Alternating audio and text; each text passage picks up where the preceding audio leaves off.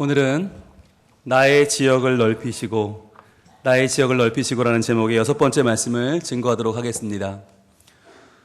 우리는 지금 야베스의 기도를 보고 있습니다.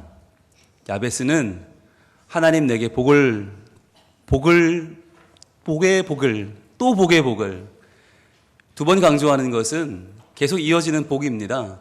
그 복을 통해서 내게 지역이 넓어지는 복을 주세요. 지역이 넓어지게 해주세요. 기도했거든요. 근데 이 지역은 단순히 내가 살고 누리고 가지고 자랑하는 것이 아니라 바로 잃어버린 땅을 되찾는 것, 나라와 민족의 자존심, 자긍심을 되찾는 것, 나아가서 하나님이 허락하신 기업, 하나님이 허락하신 것에 대한 회복을 원하는 기도라고 했습니다. 그래서 이것을 우리에게 적용하면 이것은 내가 하나님께 받은 것을 혹시 잃어버리고 살고 있지는 않은가, 놓치고 살고 있지는 않은가, 내가 받은 하나님의 은혜와 사랑을 잘 간직하고 있는가라고 돌아보는 질문이기도 합니다. 여러분, 우리가 예수를 구주로 믿을 때, 예수님을 만나고 그분의 사랑을 내 안에 받아들였을 때 얼마나 기뻤습니까? 하나님이 나를 창조하셨다, 하나님 나를 구원하신다는 것을 내가 말씀 가운데 깨닫고 그분의 음성을 들었을 때 얼마나 기뻤습니까? 사실 우리가 이 시간 여기 나와 있는 것 자체가 기적 아닙니까? 여러분, 오면서 하늘을 한번 보셨어요? 오늘 하늘이 정말 쓸데없이 좋더라고요. 네, 예배하러 오기에는 너무 좋은 날씨를 우리가 시험에 상당히 흔들리며 오셨을 텐데, 여러분, 그 하늘만 바라봐도 이날은 괴로우면 안 돼요. 들로 산으로 바다로 다 가야 되는 날인데 우리의 마음은 들과 산보다 하나님의 전을 더 사모하게 되고, 내가 예배하지 않으면 견딜 수 없고 하나님 말씀과 찬양과 기도 가운데 거하지 않으면 내 마음이 오히려 불편한, 이건 뭐죠? 이게 바로 하나님께 받은 은혜가 내 안에 살아있다는 거잖아요. 그 은혜가 있으니까, 감격이 있으니까, 감동이 있으니까 우리는 하나님을 만나는 것이 너무나 귀하고 감사하고 예배할 수 있는 것이 우리 생에 무엇과도 바꿀 수 없는 기쁨인 줄로 믿습니다. 그래서 우리는 내가 받은 은혜 하나도 잃고 싶지 않고, 혹시 잃어버린 거 있으면 찾아오고 싶고, 다시 한번 내가 살면서 놓치는 것, 흘려보낸 것들을 다시 한번 모두어서 내가 하나님께 감사하는 마음을 드리기를 원합니다. 자, 그런데 그러기 위해서 무엇이 필요합니까? 나의 지역을 넓히는 기도가 필요하죠. 하나님, 제가 저의 은혜의 영역을 넓히게 하시고 내가 받은 사랑과 내가 받은 감격을 더 많이 누리고 확인하고 전하며 살아갈 수 있는 하나님 사람이 되게 해주세요 라고 하는 기도가 필요하죠. 우리는 지난주에 마태복음 14장을 통해서 베드로라고 하는 예수님의 제자, 이 수제자가 과연 어떻게 그 삶의 지역을 넓히는지, 어떻게 주님이 그의 지역을 넓혀주시는지를 봤습니다. 오늘은 그것을 몇 가지로 정리해 보려고 합니다. 정리하면서 과연 우리는 그렇게 우리의 지역을 넓히는, 우리의 지역을 회복하는 삶을 살고 있는가 라고 하는 것을 다시 한번 돌아보고 오늘 결단하는 자리를 가지려고 합니다. 자, 첫 번째로 우리 주님이 베드로에게 회복시켜 주신 삶의 지역, 넓어진 삶의 영역은 어디였습니까? 바로 물 위였습니다. 바다 위. 새벽 3시 풍랑치는 바다 위가 그에게는 새롭게 주어진, 새롭게 넓어진 그의 삶의 지역이었지요. 그 전까지는 이 새벽 3시에 풍랑치는 바다 위는 상상도 못하고 살았습니다. 내가 저길 나가? 아이고 미쳤지 그랬어요. 그런데 바로 이날 밤에 그는 깨닫게 되죠. 아, 예수님이 저 물 위를 밟고 우리에게 오셨다. 그분에게 배는 필요치 않았어요. 그분은 지금 물 위에 계십니다. 문제를 정복하고 계십니다. 그 순간 베드로는 깨닫죠. 아, 우리가 의지할 것은 이 배가 아니구나. 이 판자로 만든 배, 이 보트가 우리에게 안전을 주는 것이 아니라 바로 저 물 위에 계신 주님이 우리의 진짜 안전이시고 진짜 주님이시구나 라는 것을 깨닫게 되죠. 그래서 나니 안심하라, 두려워하지 말라, 나다라고 말씀하시는 예수님, 나라는 존재를 강조하시면서 안심해야 되고 너희가 두려워하지 말아야 될 이유는 바로 나다라고 강조하시는 예수님 앞에서 베드로는 이렇게 응답을 했었죠. 마태복음 14장 28절 말씀을 다시 한번 보겠습니다. 시작. 베드로가 대답하여 이르되 주여 만일 주님이시거든 나를 명하사 물 위로 오라 하소서 하니. 이게 베드로의 응답이었다고 강조했습니다. 이것은 베드로의 어떤 성격이 유별나서가 아니라 새로운 시도, 익스트림 스포츠가 아니라 바로 예수님 말씀에 응답한 것이었다. 나다, 두려워하지 마라 말씀하시는 주님 앞에서 그는 그렇습니다. 주님 때문에 저는 안심하겠습니다. 주님 계신 곳으로 가서 저는 두려워하지 않겠습니다. 라고 그는 응답했다고 했죠. 그래서 저 물 위로 오라고 하세요. 그거 어렵지 않잖아요. 이제 저도 물 위를 걷는 사람, 문제를 정복하고 주님과 함께하는 사람이 되길 원합니다. 라고 말했을 때 주님이 어떻게 말씀하셨어요? 29절은 아주 쉽게 말씀하셨죠. 오라 하시니. 오라. 주님은 마치 두 팔을 벌리고 그에게 초청하듯이 오라 라고 말씀하시죠.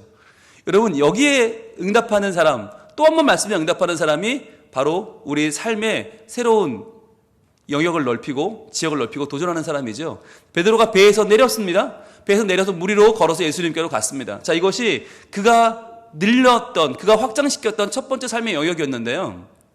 여러분, 지난 2주 동안 한번 고민해 보셨습니까?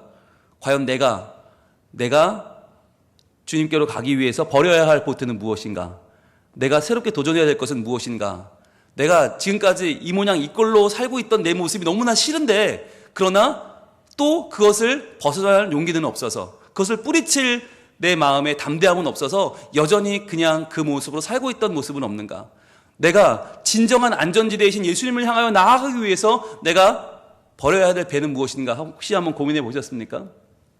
그 배는요, 누군가에게는 부모님의 기대일 수도 있습니다.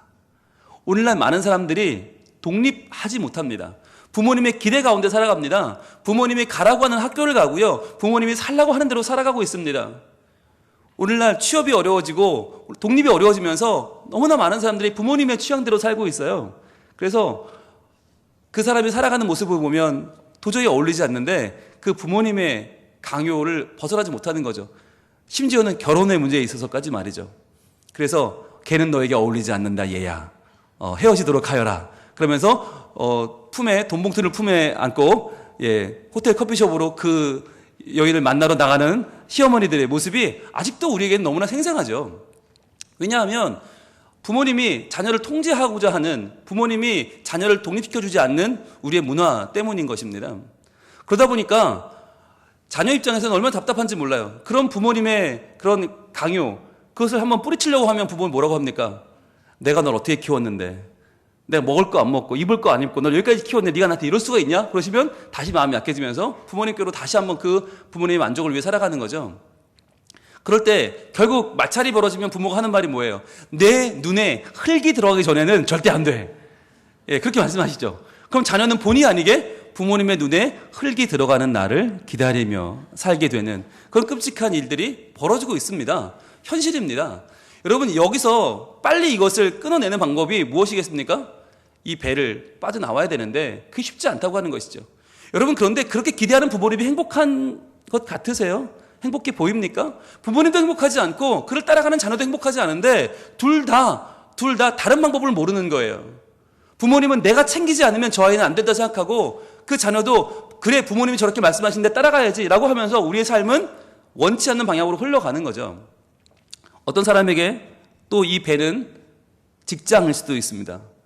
내가 원치 않는 직장, 나에게 맞지 않는 직장, 내 기질에도 맞지 않고 내 재능에도 맞지 않는데 뭐에만 맞아요? 성적에만 맞아서 간 직장, 성적에 맞춰간 학교, 그리고 그 수준에 맞춰간 직장. 그러니까 평생 나는 맞지 않는 일을 하니까 내 삶이 계속 뒤틀려 있는 느낌을 받는 거예요. 일해도 보람이 없고 쉬어도 평안이 없어요. 이 일을 그만두고 싶은데 목구멍이 포도청이라 또 그만둘 수도 없어요. 그러다 보니까 먹고 살기 위해 일을 하다 보니까 이게 먹기 위해 사는 건지 살기 위해 먹는 건지를 모른 채 그냥 떠밀려서 여기까지 와버리는 모습이 우리에게는 있다라고 하는 것이죠. 그래서 저희 세대만 해도 하고 싶은 걸 하는 세대가 아니었잖아요. 여러분, 하고 싶은 게 뭔지 누가 물어봤습니까? 아무도 물어봐주지 않은 시대에 우린 살았잖아요. 그냥 열심히 공부나 해, 성적 맞춰 대학 가고 그대로 취업하면 돼 라고 하는 시대에 살았기 때문에 많은 40대들이 이제 와서 자기 자신을 발견해요. 이제 와서 나는 이런 사람이 아니었는데, 나는 이렇게 살 사람이 아니었는데. 여러분, 40대의 일탈이 얼마나 무서운지 아십니까? 차라리 사춘기 자녀가 겪는 것을 여러분 기뻐하시길 바랍니다. 그때 겪어야 합니다. 인생의 오춘기에 겪으면 답이 없어요. 차라리 일찍 고민하고 일찍 자기의 삶에 대해서 정말 여러 가지 꿈을 꿔봐야 합니다. 그래서 오늘날에는 그래도 깨인 부모님들이 많이 계셔서 자녀들에게 네가 원하는 건 뭐니? 라고 물어주는 분들이 계셔요. 너무나 감사한 일이죠. 여러분, 교회는 아이들의 꿈을 키울 수 있는 좋은 장소입니다. 아이들의 재능과 기질을 발견할 수 있는 좋은 여건이 됩니다. 이곳에서 아이들이 무엇을 좋아하는지, 어디에 반응하는지, 어떻게 자라기를 원하는지를 계속 물어봐 주시면 부모님이, 교회 어른들이, 교회 교사들이 물어봐 주면 아이들은 자기의 꿈을 찾아갈 수 있게 됩니다. 그런데 많은 사람들이 원치 않는 교회에서, 원치 않는 직장에서 아픔을 겪고 살아가는 일도 많이 있습니다. 또 어떤 목회자에게는 이 배가 바로 분쟁 가운데 있는 교회일 수도 있습니다. 제가 아는 어떤 목사님은 교회에 부임해 가면서 큰 비전을 가졌습니다. 내가 하나님 말씀을 선포하고 하나님의 나라를 만들어 보리라. 그런데 가보니까 편이 딱 나뉜 거예요. 그래서 무슨 말을 하면 할수록 점점 더 일이 꼬여가는 거예요. 한쪽 파에서는 목사님은 우리 편이다라고 주장하고, 반대편은 그럼 우리 편이 아니네라고 주장하고, 또 계속 싸우는 거예요. 무슨 말만 하면 계속 그것이 분쟁거리가 되어서 양쪽 가서 해명하는 게 일이에요. 말씀 묵상할 시간도 없고 기도할 시간도 없어요. 양쪽 가서 계속 그건 아니고 하다 보면 지쳐서 영적인 탈진이 와서 그만둬야 되나, 목회를 그만둬야 또 고민하고 계시는데 또 다른 교회 갈 생각은 못해요. 왜? 교회가 다 그렇지 뭐, 교회는 다 똑같아 라는 생각 때문에 다른 목회를 꿈꾸지도 못하고 그냥 거기 눌러 계신 거예요. 그분에게는 그 교회가 자신이 버려야 될 배일 수도 있는 것이죠. 또 누군가에게 이 배는 현실의 아픔을 잊고자 하는 일탈일 수도 있습니다. 때로는 잊으려고 마시고, 때로는 좋아서 마시고, 때로는 기분으로 마시고, 때로는 잠이 하나 마시고, 그렇게 마시던 술이 우리의 삶의 피난처 역할을 하는 경우도 있고요. 순간의 고통을 잊기 위한 담배, 약물, 또한 요즘은 스마트폰이나 게임들, 현실에서는 이룰 수 없는 것을 게임에서는 이룰 수 있으니까 자꾸 게임에서, 인터넷상에서, SNS상에서 자기를 포장하고 자기를 점점점 남에게 보이려고 자랑하며 자기를 만들어가는 사람들이 얼마나 많이 있습니까? 그런데 그런 사람들이 현실에 나오면 어떻게 돼요? 또 가라앉는 거예요. 또 무너지는 거예요. 또 내 삶은 별거 아닌 거예요. 그러니까 순간의 일탈을 꿈꿔보지만, 우리 마음에 이런 세상의 것들을 쾌락으로, 음란한 것들로 채워보지만, 그러나 그 순간뿐이고 더 초라한 자신을 발견하게 되는 것들, 이런 얼마나 많은 일탈이 있습니까? 이런 것들도 우리에게는 빨리 버려야 될 배일 수 있는 것이죠.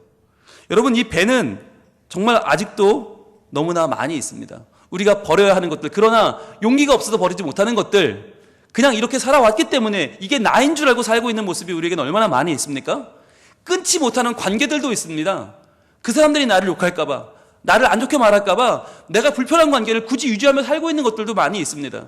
남의 눈 때문에, 체면 때문에 내가 끌어안고 가고 있는 것을 얼마나 많이 있습니까? 그런데 그것들을 우리는 때로는 벗어버리고 바다 위로, 주님이 계신 그 자리로 나아가야만 하는 것이죠. 자, 두 번째로 예수님이 베드로에게 넓혀주신 삶의 지역은 어디였을까요? 첫 번째는 바다 위였고, 두 번째는 어디였을까요? 뜻밖의 그것은 바다 밑이었습니다. 바다 밑에, 그가 바다 밑에 빠져봤던 그 경험은 바로 그에게는 새로운 눈을 뜨게 해주는 삶의 자리였던 것입니다. 여러분, 우리는 베드로가 물 위를 걸었다는 것만 기억해요. 그리고는 좋았겠다, 얼마나 좋았을까라고 말하지만, 여러분, 그는 곧 빠져버렸습니다. 그는 오래 걷지 못했습니다. 그는 흔들리는 바람을 보고 빠졌고, 실체가 없는 바람을 보고 두려워해서 그는 마음이 나뉘어져서 그만 빠져버리고 말았죠. 그런데 여러분, 그것을 예수님이 몰랐을까요? 그가 빠질 거라는 걸 몰랐을까요? 모르셔서 야, 나한테 와 하셨을까요? 아마 다 아셨을 겁니다. 아마도 주님은 그가 바다 위를 걷는 것만큼이나 더 중요한 인생의 경험이 바로 바다 밑이라는 것을 아셨기 때문일 것입니다. 그래서 이렇게 벌어졌죠. 마태복음 14장 30절 말씀을 우리 한번 같이 읽어봅니다. 시작. 바람을 보고 무서워 빠져가는지라 소리질러 이르되 주여 나를 구원하소서 하니. 바람을 보고 무서워서 빠져가는 그 베드로, 그러나 그는 그 물속에서 비로소 깨닫게 되죠. 이 물속이 바로 내가 나를 발견하는 자리, 정말 주님이 내 인생에 필요하다는 것을 깨닫는 자리라는 것을 그는 알게 됩니다. 여러분, 베드로는 어부입니다. 어부의 일이 뭐죠? 어부의 삶이 뭐죠? 물에 빠지는 게 일입니다. 늘 물에 빠져 사는 것이 어부입니다. 그런데 그가 물에 빠진 게 뭐 대단합니까? 그러나 이 시간만큼은 이 새벽 3시 풍랑치는 바닷속에 빠져본 건 처음일 거 아니에요. 이렇게 자기가 도저히 어찌할 수 없는 내 인생의 문제는 처음이었어요. 웬만한 문제는 해결이 가능해요. 그런데 이건 어떻게 손 하나 깜짝할 수 없는 이 순간 그는 비로소 깨달았던 것이죠. 아, 나에게는 주님이 필요하구나. 나에게는 주님이 필요하구나. 이 순간 소리질러 주님을 외쳐 부르지 않을 수 없었던 바로 그의 상황은 그에게는 인생의 가장 중요한 전환점이 되었던 것입니다. 우리도 우리 살면서 웬만큼 다 문제를 해결하고 살아갑니다. 그런데 정말 어려운 문제가 생겼을 때, 이건 정말 내가 꼼짝 못할 문제가 생겼을 때 우리 어떻게 됩니까? 나도 모르게 기도하게 되죠. 기도의 문이 터지게 됩니다. 거의 방언 터지듯이 그렇게 기도문이 터지면서 간절하게 주님께 기도하게 됩니다. 왜요? 그 순간 도우실 분이 하나님밖에 없기 때문에. 웬만한 문제는 내가 다 할 수 있어요. 나는 이 정도는 다 이겨낼 수 있어요. 내 웬만한 사람들 연결하고 줄 전화 몇 통이면 될 수 있어요. 그러나 정말 내가 어찌할 수 없는 문제를 만났을 때 우리는 깊은 좌절감 속에서 오직 주님밖에 없다고 외치게 됩니다. 그래서 그는 외치죠. 주여 나를 구원하소서. 키리에 소손 메 퀴리오스, 나의 주님이신 예수님. 이 시간 베드로는 예수님을 다시 발견한 것입니다. 그동안 예수님을 따라가던 제자였던 그는 예수님은 선생님, 랍비, 그는 제자, 이 관계로 살았습니다. 예수님은 나보다 조금 더 잘 아는 분, 조금 더 많이 아는 분, 조금 더 훌륭한 분, 난 그분을 닮아갈 제자였어요. 그런데 이 순간 그 선생님과 제자는 확 달라지죠. 어떻게? 나의 구원자, 나를 구원하시는, 나를 생명을 살려주시는 예수 그리스도, 나는 그 구원을 받을 아무것도 아닌 나약한 자라고 다시 한번 이 관계가 정립되는 것입니다. 바로 이 순간 예수 그리스도는 창조주가 되고 바람을 잔잔케 하시는 창조주, 이 바다 위에 나를 건져주실 구원자, 나는 아무것도 아닌 피조물이 되는 것이에요. 이 관계를 회복한 자리가 어디였냐면 바로 물속이었던 것입니다. 바다 밑이었던 것이에요. 그래서 여러분, 바다 밑에 빠지는 것을 두려워하지 마시기 바랍니다. 우리는 실패를 두려워합니다. 여러분, 왜죠? 여러분, 우리가 실패하지 않으려고 태어났습니까? 우리가 성공하려고 태어났습니까? 아닙니다. 우리는 사랑받기 위해 태어났습니다. 우리는 실패하지 않으려고, 성공하려고 태어난 게 아니고요, 사랑받기 위해 태어났어요. 그러니까 실패해도 좋아요. 실패한 그 자리에서 우리는 너무나 큰 사랑을 받을 수 있어요. 실패한 그 자리에서 주님을 외쳐 부를 수 있고, 주님은 즉시 나를 구원해 주시면서 나를 사랑해 주십니다. 여러분, 그 사랑받는 게 더 중요하지 않습니까? 실패하지 않는 게 뭐가 중요해요? 성공하는 게 뭐가 중요해요? 아니, 그 실패와 성공이라는 잣대는 누가 만든 겁니까? 결국 남들 눈, 그 남들에게 보이는 그 체면 때문에 우리는 실패를 두려워합니다. 그러나 그 실패의 자리는 하나님을 만날 수 있는 너무나 귀한 복된 자리인 줄로 믿습니다. 그래서 여러분, 실패해도 두려워하지 마시고 실패의 자리에서 다시금 눈을 들어 하나님을 볼 수 있기를 바랍니다. 그리고 외치라고 했죠. 뭐라고요? 주여 나를 구원하소서. 키리에 소손 메, 외치십시오. 외치실 때 하나님께서 여러분의 기도를 들어주시고 여러분의 손을 잡아주실 줄로 믿습니다. 자, 그러면 여기까지 우리가 지난주에 봤는데, 그러면 이제 세 번째로, 그러면 주님이 또 넓혀주신 자리가 있어요. 세 번째가 있는데 그건 어디일까요? 첫 번째는 바다 위였고, 그 다음 바다 밑이었고, 그 다음 어딜까요? 그에게 회복되어야만 하는 가장 중요한 자리가 있습니다. 그 어딜까요? 바로 여기입니다. 세 번째는 다시금 그의 배 위였습니다. 다시 그가 배 위에 올라오는 것이 예수님이 그에게 확장시켜 주시는, 그에게 열어주시는 바로 그의 중요한 삶의 자리였습니다. 주님은 베드로에게 다시금 그 배로 올라가자 말씀하십니다. 여러분, 이게 얼마나 어려운 일입니까? 여러분, 생각해 보세요. 베드로가 그 배를 떠나올 때 얼마나 호기롭게 떠나왔어요. 야, 이 바보 같은 놈들아, 야, 이 겁쟁이들아, 니들 이렇게 살 거야? 나는 갈 거야! 말하면서 주님, 저에게 무리를 걸어가게 해주세요! 라고 했어요. 근데 그러다가 푹 빠졌죠. 그리고는 주님이 건져주셨는데 주님한테 뭐라고 그러겠어요? 저 같으면 베드로는 그랬을 것 같아요. 저가 베드로였으면, 주님, 딴 배로 가면 안 될까요? 주님, 저는 저 배로는 못 갈 것 같아요. 지금 저 딴 배로 좀, 아니면 저를 그냥 휙 집어 던져주셔서 저 해변을 좀 던져주세요. 저 배는 절대 못 하겠어요. 저는 창피하고, 와우, 정말 저는 죽을 것 같아요. 그러지 않겠어요? 근데 주님 어떻게 하십니까? 이렇게 하십니다. 마태복음 14장 32절입니다. 같이 있습니다. 시작. 배에 함께 오름에 바람이 그치는지라. 배에 함께 오름에 바람이 그치는지라. 상상을 한번 해보세요. 계속 새벽 3시 풍랑치는 어두움과 두려움과 불안한 그 자리에서 주님이 베드로를 끌어안고 구해서 정말 배 끌어안고 바바바바바 하면서 배 위로 올라오시는 거예요. 같이 배로 올라오는데 그때 풍랑치던 풍랑이 쫙 가라앉고 새벽녘이 쫙 밝아오면서 평안이 쫙 밀려오는 거예요. 여러분, 그 순간 어느 누가 베드로를 비난할 수 있습니까? 그 순간 어느 누가 야, 이 바보 같은 놈아, 네가 객기 부리고 나갔다가 빠졌잖아 라고 비울 사람이 누가 있습니까? 아무도 없습니다. 왜요? 그 순간 그를 품어 안으신 주님과 함께 배에 올랐기 때문입니다. 여러분, 이렇게 함께 주님과 함께 배에 오를 때 우리의 배는 새로운 배가 됩니다. 우리가 떠나온 배, 왜 떠나왔습니까? 주님이 거기 계시지 않았기 때문이에요. 주님이 계시지 않고 내 자존심이 있고 내 체면이 있고 내 마음이, 내 욕심과 계획이 자리에 있을 때 그 배는 떠나야 할 배였어요. 그런데 우리가 그 배를 떠나왔을 때 주님은 다시 우리를 품에 안으시고 그 배로 올라가십니다. 그리고 이제 이 배가 너의 자리라고 말씀하십니다. 여기서 다시 한번 네가 보여줄 게 있다고 말씀하시는 거죠. 그것이 무엇입니까? 주님과 함께 배에 오르는 모습이에요. 그리고 그 모습 속에서 모든 배경이 바뀌면서 풍랑이 그치고 바람이 잠잠해지고 이제 모든 것에 화평이 찾아오는 그 모습을 통해서 우리는 알 수 있는 것, 바로 이 모든 새벽 3시 풍랑의 세팅이 왜 필요했는가 하는 겁니다. 이것은 단순히 예수님 물 위를 걸어서 오실 것이다, 예수님이 우리 모두를 구원하신다, 이 정도가 아니라 보여주려고 했던 것은 바로 그 예수님을 신뢰하면 우리는 물 위를 걸을 수 있다. 그리고 그러다 빠질지라도 주님은 바로 그를 건져주시고 그와 함께 배에 올라주실 것이다. 이것까지를 보여주는 것이 이날 밤의 모든 계획이었던 것입니다. 그래서 배 위를 오르는 순간에 모든 세팅이 완료, 이제 상황 해제, 상황 종료가 됐던 것이죠. 그래서 여러분, 이날 밤에 예수님의 계획 속에서 가장 잘 움직여준 사람은 베드로였던 것입니다.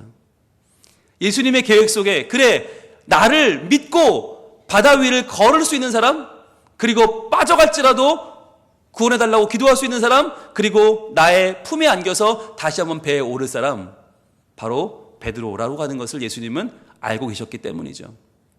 그날 예수님이 베드로를 안고 올라오는 것을 보며 제자들은 이렇게 반응을 합니다. 33절입니다. 이렇게 반응을 합니다. 시작. 배에 있는 사람들이 예수께 절하며 이르되 진실로 하나님의 아들이로소이다 하더라. 아멘. 여러분, 놀라운 일이죠. 배에 있는 사람들이 누구예요? 제자들이에요. 그 제자들 매일 얼굴 보고 3년 내내 얼굴 보고 살았어요. 그런데 새삼스럽게 지금 예수께 절을 합니다. 절을 하며 이르되 진실로 하나님의 아들이로소이다. 여러분, 이게 뭐죠? 제자들이 늘 예수님께 이렇게 했었나요? 아니요. 아니요. 제자들 굉장히 까칠합니다. 제자들 굉장히 시크합니다. 여러분, 성경을 읽어보세요. 예수님이 뭘 하셔도요, 제자들의 반응을 별로 보이는 게 없어요.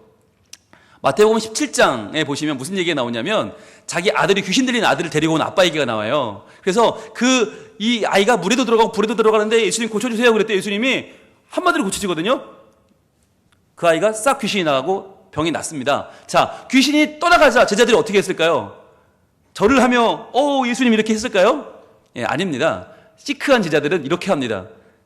예수님께 조용히 찾아와서 물어봅니다. 예수님, 저희는 왜 못 쫓아냈나요? 이게 그들의 수준이었어요. 예수님이 귀신을 쫓아낸 건 별로 신기하지도 않고 놀랍지도 않아요. 그들의 관심은 왜 우리는 못했나요? 이거였어요. 수준이 그래요. 그들이 오죽하면 오늘 이 마태복음 14장에서 무슨 일이 벌어졌습니까? 예수님 풍랑치는 바다 위로 걸어오시는데 제자들이 뭐라고 했는지 아세요? 유령이다 그랬어요. 유령이다 그러면서 보면서 두려워했어요. 그게 제자들의 수준이었어요. 여러분, 그 유명한 가나 혼인잔치, 요한복음 2장에 나오는 물로 포도주를 만드셔서 모두를 먹게 했던 그 놀라운 잔치 자리에서 제자들이 어떻게 했는지 아십니까? 한마디 딱 나와요. 제일 긍정적인 표현입니다. 제자들이 그를 믿었더라. 한마디. 그냥 믿었더라. 그러니까 그 전까지는 안 믿었는데, 예수님 그냥 믿어나 볼까? 이랬다는 거예요. 굉장히 시크해요. 굉장히 이 사람들 까칠한 사람들인데, 이 까칠한 제자들이 지금 어떻게 해요? 예수님께 절을 하면서 진실로 당신은 하나님의 아들이십니다로 경배를 합니다. 뭘 본 것입니까? 밤에 물 위를 걸어오는 유령 같은 자를 본 것이 아닙니다. 그들은 단순히 문제를 정복하는 자연 법칙도 순종하는 분 정도를 본 것이 아닙니다. 우리가 저분을 믿으면, 저분을 따라가면 우리는 물 위를 걸을 수도 있고, 우리가 상상하지 못하던 길을 갈 수도 있고, 또 그러다 빠지면 저분은 바로 우리를 건져주실 것이다. 그리고 그분은 우리를 끌어안고 다시금 이 배로 올라오실 것이다. 이걸 본 거죠. 우리의 기도에 응답하시는 구원자, 우리의 어떠한 실패의 자리에까지도 찾아오셔서 낮아지셔서 죽기까지 우리와 함께 하실 분, 내 죽는 자리까지 함께 오실 분, 나의 죽음조차도 순종하고 순복할 수밖에 없는 분, 하나님의 아들 예수 그리스도를 본 것입니다. 그래서 그들은 경배할 수밖에 없었습니다. 여러분, 이것이 바로 오늘 이 밤의 모든 세팅에 필요한 이유였습니다. 예수님은 베드로 한 사람을 통해서 모든 제자들이 예수님을 알아보기를 원했던 것입니다. 단순히 랍비가 아니고, 단순히 이성적으로 지식적으로 뭔가를 가르치는 분이 아니고, 저분은 정말 우리 삶의 주인이시고 우리의 삶과 죽음은 저분 안에 있고 내 죽음의 자리까지 함께 하실 분이 예수님이라고 하는 것을 제자들이 분명히 알고 믿게 하기 위해서 예수님은 베드로를 이렇게 물 위로 초청하신 것이었습니다. 여러분, 제자들이 참 배운 것도 많이 없고 사회적 지위도 없었습니다. 그러나 어떻게 예수님을 위해서 전부 순교할 수 있었을까요? 어떻게 예수님을 위해서 복음을 전파하는데 이 부끄러움이 없는, 이 망설임이 없는 사도들이 될 수 있었을까요? 바로 이 밤에 이 날의 체험이 그들의 삶의 근간이 되지 않았겠습니까? 내가 주님 위해서 어떠한 일이라도 나는 할 수 있고, 그러다 실패하면 주님 나를 건져주시고 나와 함께 하실 것이다. 나는 혼자 죽지 않는다. 나의 죽음의 자리도 그분은 함께 따라오신다. 나를 건져주시는 하나님을 만난 제자들은 이제 이전의 제자들과는 다르게 되었습니다. 여러분, 우리는 다음 주 추수감사주일을 앞에 두고 있습니다. 여러분, 추수감사주일은 어떤 날입니까?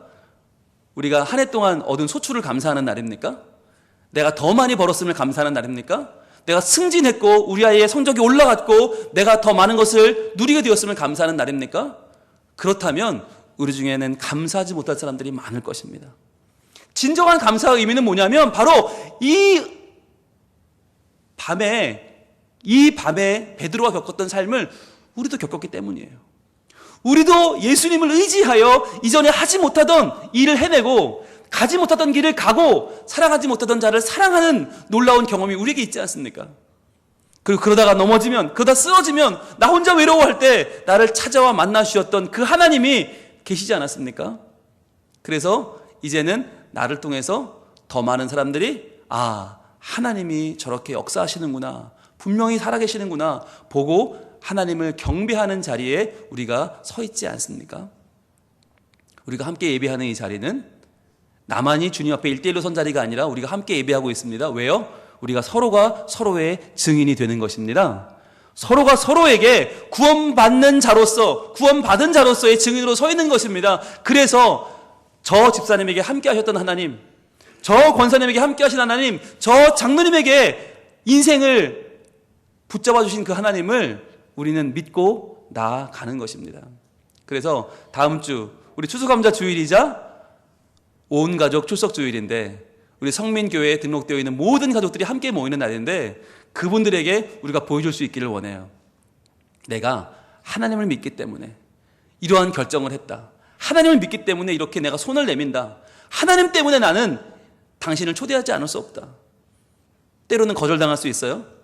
때로는 또 실패할 수 있어요. 때로는 또 가라앉을 수 있어요. 그러나 그 자리에서 우리는 다시 한번 주님을 만날 것입니다. 그리고 주님과 함께 또다시 위대한 일을 할 수 있을 것입니다. 주님과 함께 오르는 그 배는 이전의 배가 아닐 것입니다. 다시 한번 우리의 신앙생활은 더 든든해질 것이고 우리의 직장은, 우리의 가정은, 우리의 교회와 일터는 새로운 주님과 함께하는 놀라운 자리가 될 것입니다. 오늘 이 자리에 우리가 그 영광을 노래합시다. 우리는 연약하지만, 우리는 또 실수하지만, 우리는 또 넘어지지만, 그러나 그러한 우리로 끝나지 않고 그러한 우리를 붙잡아 주시고 건져주시고 살려주시고 다시금 배로 함께 올라와 주시는 주님. 그래서 우리의 그 삶의 역경을 통해서 다시 한번 높임받으시고 영광을 받으실 우리 주님의 이름을 기대하기를 원합니다. 그래서 하나님, 다음 주 추수감사주일은 우리 모두의 구원에 감격을 노래하는 자리가 되게 해주시고, 그 자리는 우리 모두의 하나님 안에서의 도전하는 삶을 통하여 구원받은 그 놀라운 일을 통하여 우리 주변 가족들이, 동료들이, 이웃들이 주님 앞에 나와서 주님을 온전히 경배하는 자리가 되게 해 주시옵소서. 우리를 통하여 우리 공동체가 살고, 나를 통하여 가족이 살고, 나를 통하여 교회가 살고, 이 지역에 살아나는 역사를 허락하여 주시옵소서. 오직 주님의 영광을 찬양하며 나갈 때에 하나님 그렇게 일하실 줄로 믿습니다. 찬양하겠습니다.